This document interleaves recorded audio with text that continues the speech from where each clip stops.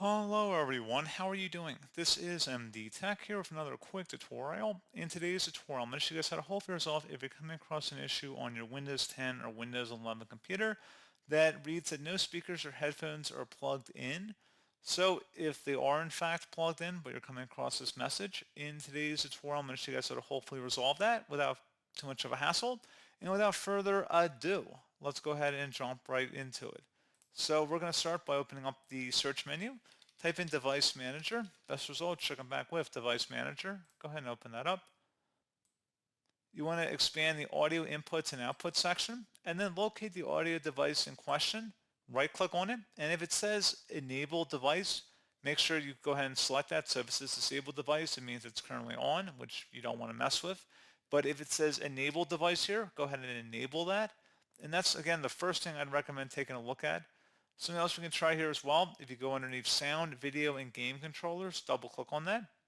Right-click on the audio device as well, and make sure those devices are enabled in here same manner and same fashion that we did with the audio input and output section up at the top. So again, first thing I recommend trying. We can also open up the search menu and type in troubleshoot. Best match should come back with troubleshoot settings. Go ahead and open that up. And now on the right side underneath options, select other troubleshooters. And then underneath the most frequent section, select the audio troubleshooter and the corresponding run button.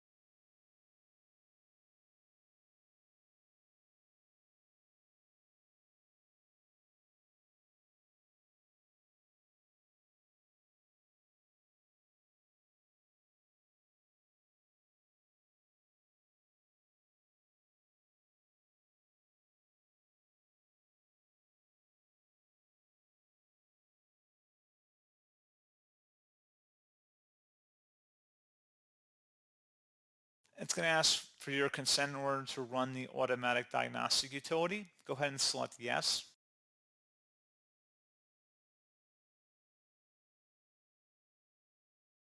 And then it's just going to continue to run the application here.